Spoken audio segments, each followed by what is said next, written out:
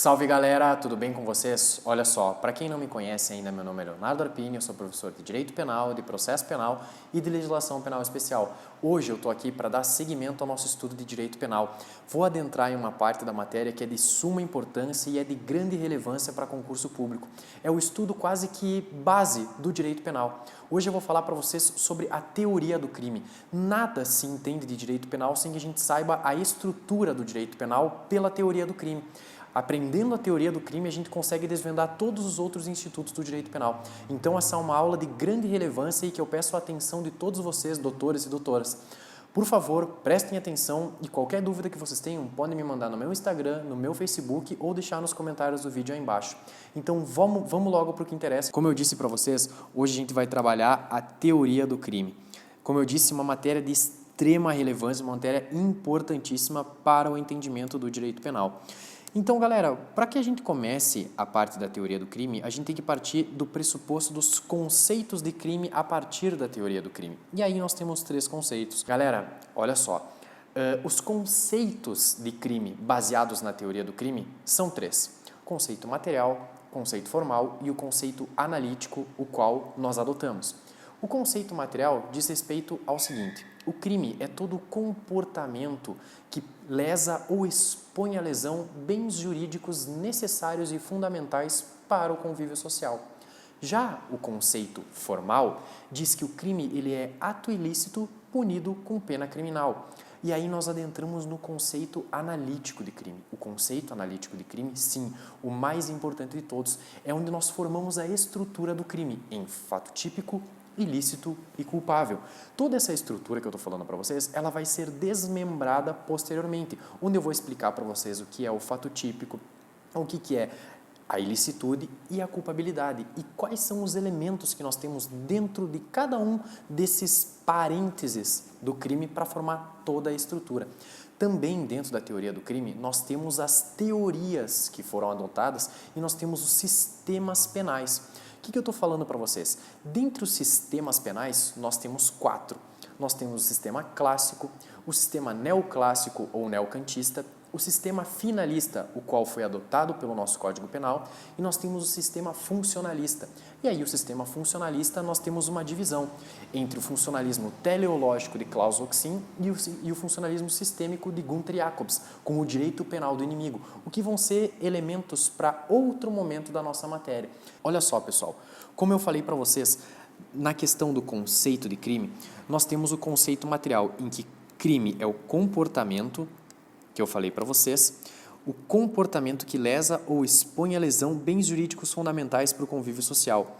Já o conceito formal, crime é o ato ilícito punido com pena criminal. E aí a gente passa para o conceito analítico, que ele sistematiza os elementos da estrutura do crime. Como eu falei para vocês, que o crime é fato típico, ilícito e culpável.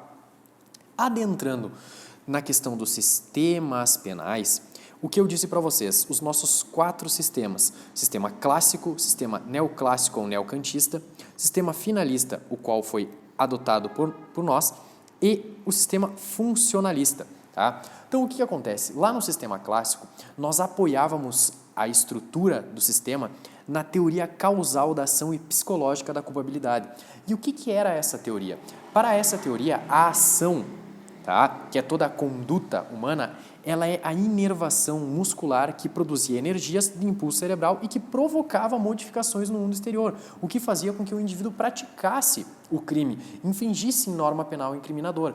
Aí nós passamos para o sistema neoclássico ou neocantista, que se apoiava nas mesmas teorias do sistema clássico. A questão do sistema clássico para o sistema neoclássico não houve modificação no tocante à teoria causal da ação e a psicológica da culpabilidade. Claro, aqui nós estamos falando na teoria normativa da culpabilidade, mas a teoria causal da ação é a mesma. Aí nós passamos ao nosso sistema finalista, que se apoia na teoria finalista da ação e normativa pura da culpabilidade, em que a ação ela é conduta humana consciente e voluntária dirigida a uma finalidade. E aí o sistema funcionalista, como eu falei para vocês, o funcionalismo funcionalismo sistêmico e um funcionalismo teleológico, se apoiava na teoria da imputação objetiva e a funcionalista da culpabilidade. Seguindo, pessoal, como eu mostrei para vocês, aqui nós temos a estrutura do sistema clássico. Então, para o sistema clássico, nós tínhamos o crime e dentro do crime nós abríamos para mostrar como funciona o seu aspecto objetivo e o seu aspecto subjetivo. Então, o que acontece? Dentro do aspecto objetivo, no sistema clássico, o crime ele era composto pelo fato típico. Dentro do fato típico, nós tínhamos a conduta, que é toda ação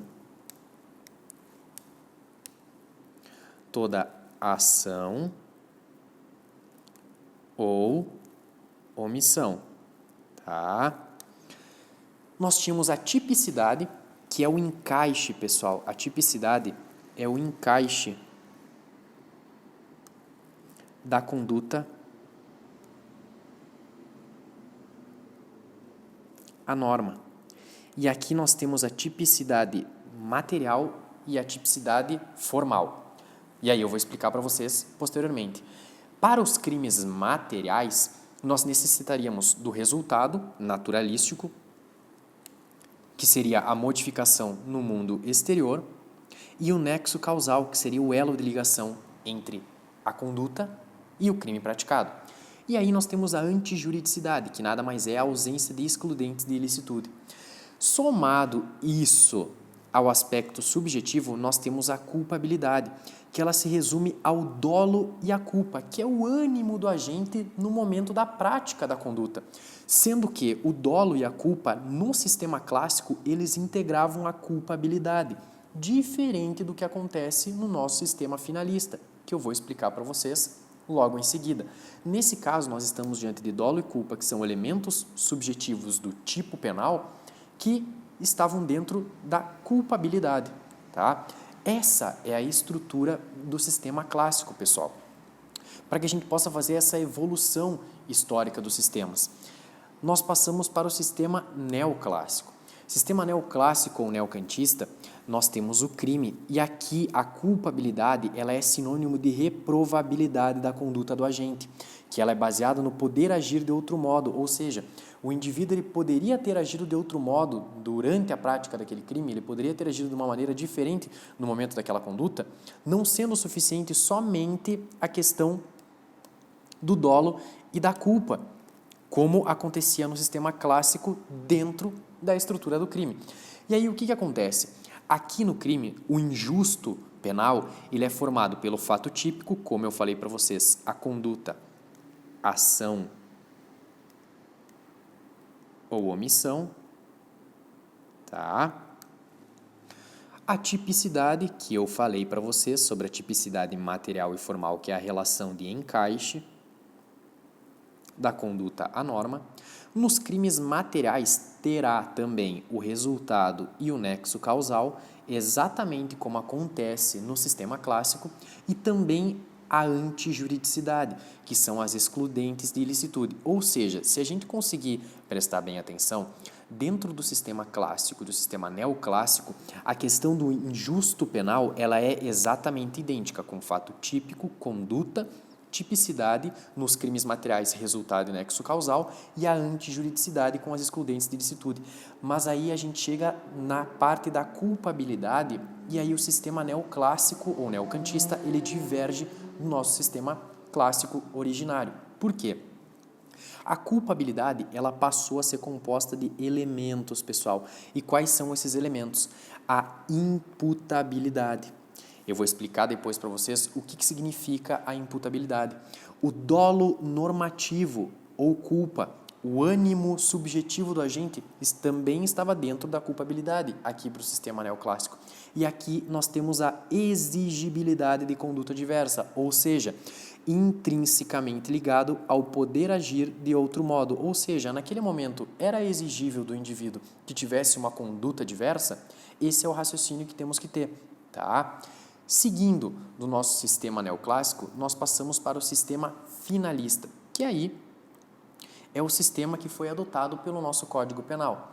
O que acontece para o sistema finalista? No sistema finalista, nós temos o crime se subdividindo em Aí nós temos o injusto, fato típico, ilícito e culpável. O que vai acontecer? O fato típico, como eu expliquei para vocês, composto por conduta, mais uma vez, ação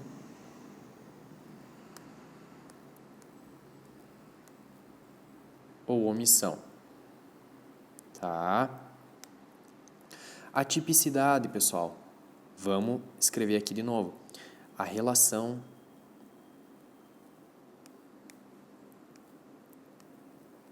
de encaixe, a relação de subsunção, seja ela material ou formal, tá? Nos crimes materiais, exatamente igual ao sistema clássico, nexo causal e resultado. Mas aí o que a gente tem? Prestem atenção, galera, se a gente voltar para o sistema finalista, se a gente voltar para o sistema clássico e para o sistema neoclássico, dentro do sistema neoclássico nós temos o dolo e a culpa dentro da culpabilidade. E aí aqui a gente muda. Nós estamos com dolo e culpa exatamente no fato típico. Nós temos uma mudança. E aí o que acontece? O dolo e a culpa, eles integram o fato típico. E aí nós temos aqui também a antijuridicidade, que é a ausência de excludentes de ilicitude. Então, o que acontece? Como eu disse para vocês, o sistema finalista adotou a teoria finalista da ação, em que teve a constatação de que toda conduta humana é movida por uma finalidade, ou seja, a conduta humana consciente e dirigida a uma finalidade. E aí a gente entra na culpabilidade. Aqui na culpabilidade, o dolo e a culpa, eles saem de dentro da culpabilidade e passam a integrar o fato típico, como eu falei para vocês, tá? Ó, o dolo e a culpa passam a integrar o fato típico. Antes eles estavam aqui dentro da culpabilidade, e aí a culpabilidade dentro do sistema finalista, ela passa por mudança, e essa mudança acarreta na seguinte consequência. Nós estamos diante da culpabilidade, que é composta pela imputabilidade, a potencial consciência da ilicitude e a exigibilidade de conduta diversa. Esses são os 3 elementos que compõem a culpabilidade no sistema finalista. Aqui a gente tem um macete, pessoal, que se chama IMPOEX.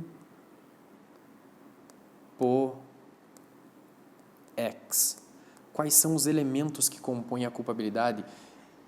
Imputabilidade, potencial consciência da ilicitude e exigibilidade da conduta diversa. Tá? Com esse macete vai ficar mais fácil de lembrar os elementos da estrutura da culpabilidade. Tá? Seguindo, olha só, o que acontece? O que é o fato típico? Como eu falei para vocês, a conduta é toda ação ou omissão.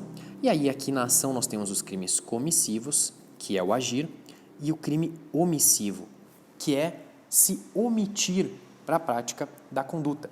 Dentro dos crimes omissivos, nós temos uma categoria que se chama os crimes próprios ou puros, que é aquele em que o verbo nuclear ele descreve um não fazer, galera.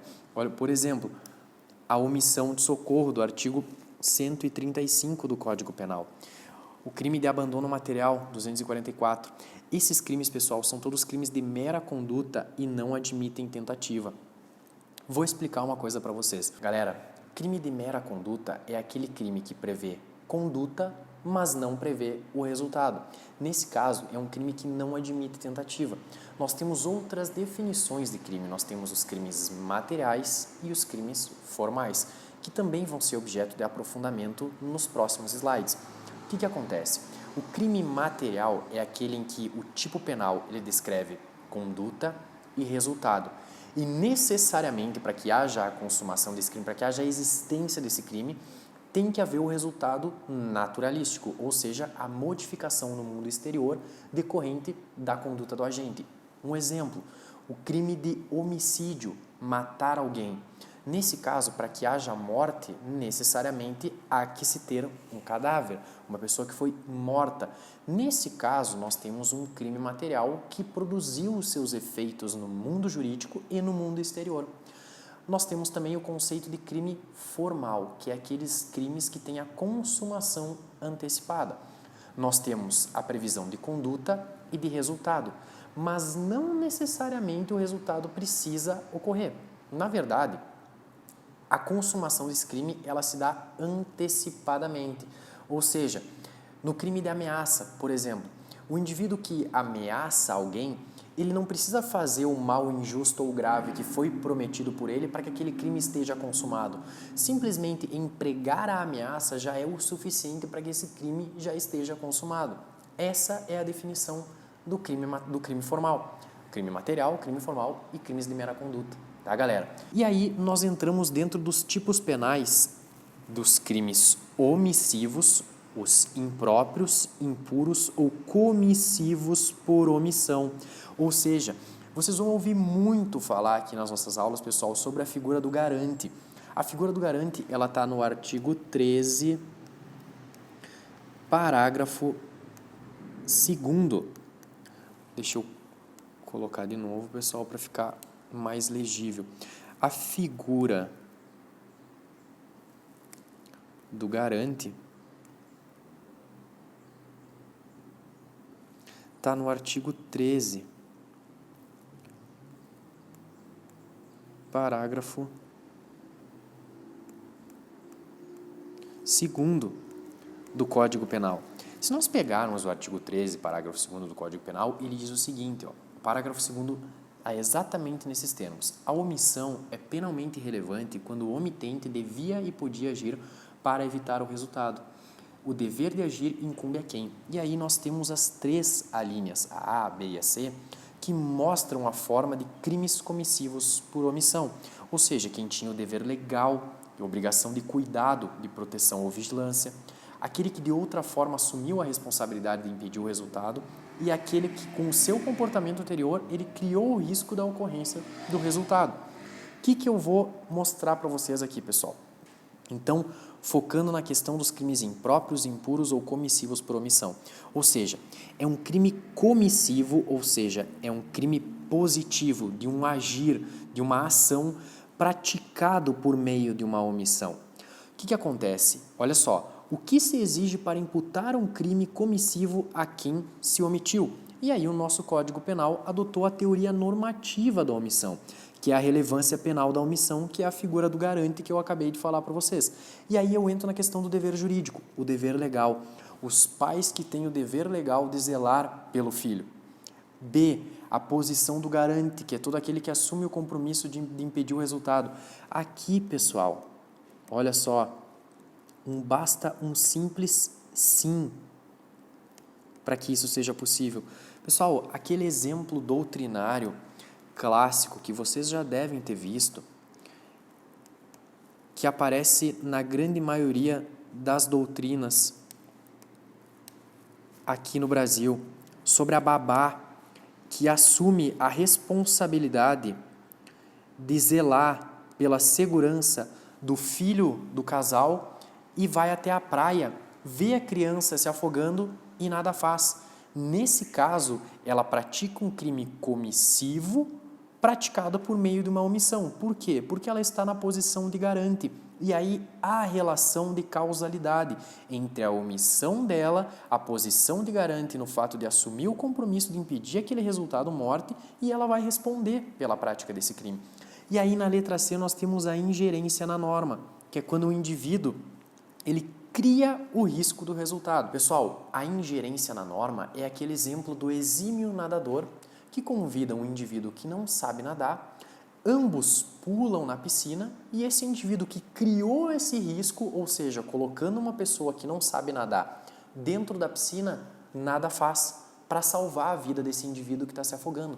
Nesse caso, esse indivíduo vai responder pela prática do homicídio, por exemplo, na figura da ingerência na norma, lá do artigo 13, parágrafo 2º, a linha C do Código Penal. Por quê? Por ter criado esse risco sem que aquela pessoa tivesse habilidade para poder se salvar naquela ocasião. Então, é um crime comissivo, ou seja, uma ação gerada pelo agente, em que ele vai responder por uma omissão, por não ter socorrido aquele indivíduo naquele risco criado por ele. Tá, pessoal? Espero que tenha ficado bem claro para vocês. Aí nós temos os elementos que compõem a conduta, que eu já falei para vocês, A conduta, ela é composta de uma ação ou omissão. Dentro da questão do crime comissivo, deixa eu pegar aqui, pessoal. Do crime comissivo e do crime omissivo, tá? Quais são os elementos da conduta? A exteriorização do pensamento, cogitationis penum nemo patitum. Nós temos a consciência. A contrário sensu, atos inconscientes ou praticados em situação de hipnose, sonambulismo, eles excluem a conduta, pessoal, por falta de consciência, tá? Nós temos a vontade. Os atos involuntários e atos reflexos, como coação física e irresistível, eles também excluem a vontade. E aí nós temos a finalidade para a prática daquela conduta. Tá, pessoal? Esses são os elementos que compõem a conduta. Tá? Vamos seguir aqui, ó. Olha só, a tipicidade. O que eu falei para vocês lá no começo do nosso bloco sobre a tipicidade? Se trata da relação de subsunção. Isso aqui, pessoal, é a relação de encaixe da conduta à norma. Ou seja, a tipicidade formal entre o fato e o tipo penal. Ou seja, o fato praticado pelo agente se amolda à norma penal. Matar alguém, a conduta de matar, ela se amolda ao artigo 121 do Código Penal? Nesse caso, sim. Então, nós estamos diante da tipicidade formal, ou seja, o encaixe da conduta, do fato criminoso, à norma penal incriminadora. Matar alguém, artigo 121.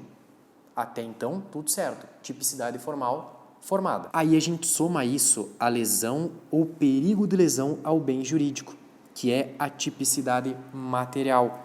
Ou seja, no exemplo que eu acabei de dar para vocês sobre o homicídio, o matar alguém, se o fato de matar alguém se encaixa formalmente no artigo 121 do Código Penal, se essa conduta foi capaz de lesar um bem jurídico alheio ou provocar um perigo de lesão ao bem jurídico alheio, nós estamos diante da tipicidade material. Ou seja, nesse caso, a gente conseguiu compor, estruturar e formar a tipicidade do nosso crime. Ou seja, a tipicidade formal, o encaixe do fato ao tipo penal na norma, mais a tipicidade material, que é a lesão ou perigo de lesão ao bem jurídico material. E aí nós temos a adequação típica. O que é a adequação típica? Nós temos duas modalidades. De adequação típica, galera. A adequação típica direta, que é quando há perfeitamente o encaixe do fato com a norma. Vou voltar ao meu exemplo do homicídio. Matar alguém. O fato de matar alguém se encaixar perfeitamente no tipo penal do artigo 121 é necessário e é suficiente para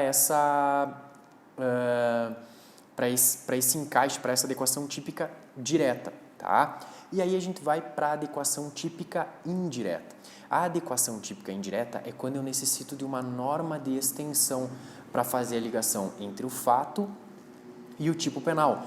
Por exemplo, se eu for oferecer denúncia pela prática de um homicídio, eu vou imputar a conduta ao artigo 121, caput, ou 121, parágrafo 1º, privilegiado, ou 121, parágrafo 2º, qualificado. Agora, isso com uma adequação típica direta. Se eu tenho, por exemplo, um homicídio tentado, a tentativa ela está prevista no artigo 14, inciso 2º do Código Penal, que também vai ser objeto de estudo aqui nas nossas aulas, no mais tardar. O que acontece? Se, por exemplo, eu preciso ofertar uma denúncia por um homicídio tentado, nesse momento eu não vou conseguir amoldar a conduta do agente especificamente e diretamente ao tipo penal do artigo 121, sem que eu utilize essa norma de extensão, que é o artigo 14, inciso 2º do Código Penal, para poder fazer a imputação desse indivíduo. Ou seja, o homicídio tentado, eu necessito da adequação típica indireta, porque eu vou utilizar a conduta desse indivíduo somada ao artigo 121 do Código Penal, cumulado com o artigo 14, inciso 2º, para mostrar que, nesse caso, não houve um homicídio consumado, mas sim um homicídio tentado.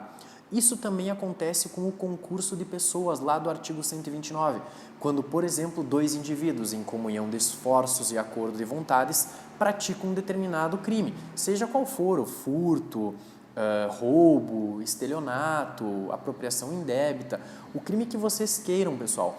Nesse caso, nós também estamos precisando de uma norma de extensão. Por quê? Porque o furto é subtrair coisa alheia móvel para si ou para outra, em artigo 155 caput do Código Penal. Nós temos o furto qualificado pelo concurso de agentes lá no parágrafo 4º. Mas o que acontece? Para eu poder utilizar esse concurso de agentes e poder fazer essa capitulação, essa adequação típica indireta, obrigatoriamente ela necessita do artigo 29 do Código Penal. Ou seja, quando os indivíduos em comunhão de esforços e acordo de vontades subtraíram para si ou para outra em coisa alheia móvel consistente em X. Essa é a questão da adequação típica direta e da adequação típica indireta. Como eu falei para vocês aqui, direta, quando o fato se encaixa diretamente no tipo penal. E a indireta, o enquadramento, ele exige a conjugação com uma norma de extensão. Artigo 121, cumulado com o artigo 14, inciso 2º do Código Penal. Ou na forma do artigo 29 do CP, que foi o outro exemplo que eu dei para vocês. Aí a gente chega no resultado, pessoal. O que é o resultado? Nós temos dois conceitos. O primeiro deles é a modificação no mundo exterior que é provocado pela conduta. Ou seja, esse aqui é o resultado naturalístico, o resultado material. E aí nós temos um segundo conceito, que é a lesão ou perigo de lesão ao bem jurídico, resultado jurídico ou normativo. Passando para a classificação dos crimes segundo o resultado, é tudo aquilo que eu falei para vocês anteriormente. Ou seja, o crime material, tá? Ou de resultado, que é aquele que o tipo penal ele descreve a conduta e o resultado, e ele exige ambos para a consumação. Esse é o meu exemplo do homicídio, ou seja, obrigatoriamente eu necessito da morte para que haja a prática do delito de homicídio. Nos crimes formais ou de consumação antecipada, foi o tipo penal da ameaça que eu expliquei para vocês, ou seja, o tipo ele descreve a conduta e o resultado, mas a consumação ela se dá com a conduta, ou seja, o indivíduo que ameaça alguém, que incute na vítima fundado temor da prática de determinado fato, não necessariamente ele necessite realizar essa ameaça de mal injusto e grave contra essa pessoa. O simples fato de ameaçar, por exemplo, olha, se você não me pagar tal coisa, se você não fizer tal coisa, eu vou matar você. Se você for em tal lugar, eu vou matar você. Mesmo que o indivíduo não cumpra com a promessa de morte, o crime de ameaça já está consumado. Por quê? Porque nós temos uma consumação antecipada por se tratar de um crime formal. E aí, nesse caso, como eu disse, não é necessária a ocorrência do resultado. Já os crimes de mera conduta, como eu disse, o tipo penal ele se limita a descrever somente a conduta, ou seja, não há a descrição do resultado. Olha só, sem mencionar qualquer resultado. O crime de embriaguez ao volante. O simples fato de dirigir embriagado já é o suficiente para que o indivíduo consume o crime. Nesse caso, de mera conduta. O porte ilegal de arma de fogo, pessoal, que eu expliquei para vocês na aula de Estatuto do Desarmamento. Pessoal, o porte ilegal de arma de fogo, o que acontece? Nesse caso, o indivíduo simplesmente portar o artefato, seja o acessório, a arma ou a munição, ela de uso restrito ou de uso permitido, é suficiente para a caracterização do crime de porte. Mesmo que o indivíduo não venha praticar qualquer outro crime ou não venha expor a lesão ou causar lesão a qualquer outro bem jurídico que não seja a segurança pública ou a incolumidade pública, que é o bem juridicamente tutelado nos crimes do Estatuto do Desarmamento.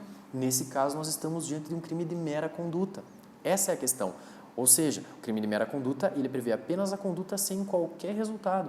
Nenhum resultado precisa advir dessa prática delitiva, desse porte de arma de fogo, tá, pessoal? E aí nós fechamos aqui, pessoal, com o nexo de causalidade. O nexo de causalidade está lá no artigo 13 do Código Penal. O artigo 13 do Código Penal, pessoal, nos mostra a relação de causalidade com a seguinte redação. O resultado, que depende da existência do crime, ele só vai ser imputável a quem deu causa. E aí, o que acontece? Vai ser considerado causa toda a ação ou omissão, ou seja, a conduta do agente, sem a qual o resultado ele não teria ocorrido. E aí, o que o nosso Código Penal adotou? A teoria da equivalência dos antecedentes. Pessoal, a teoria da equivalência dos antecedentes é aquela teoria que vocês vão escutar muito por aí por outro nome, a teoria da conditio sine qua non, ou seja, a condição sem a qual. Sem a conduta não há o resultado. Se a conduta influir no resultado, ela é causa desse resultado, ela é causa desse crime. Então, nesse caso, o Código Penal adotou a teoria da equivalência dos antecedentes. Tudo que influir para o resultado é sua causa. E aí nós temos um problema, pessoal. Aí nós entramos na questão do regresso ao infinito. Se tudo pode ser considerado causa para a prática do crime e considera esse seu resultado, nós teríamos o regresso ao infinito. Mas aí o Código Penal adotou a teoria da eliminação hipotética, no qual nós eliminamos consequências posteriores à conduta para que nós fiquemos somente dentro da seara da conduta praticada pelo agente, da ação ou da omissão. Como eu disse para vocês, o nexo causal é a ponte de ligação entre a conduta, que é toda a ação ou omissão, e o resultado. E aí nós temos o critério legal de imputação que eu falei para vocês, que é a relação de causalidade que está ali no artigo 13 do Código Penal, tá? Relação de causalidade.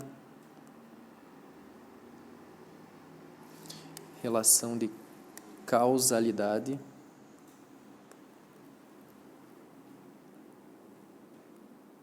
Tá? E aí o Código Penal adotou a teoria da equivalência dos antecedentes que eu disse para vocês, que é a conditio sine qua non, ou seja, tudo que influenciar o resultado considera-se sua causa.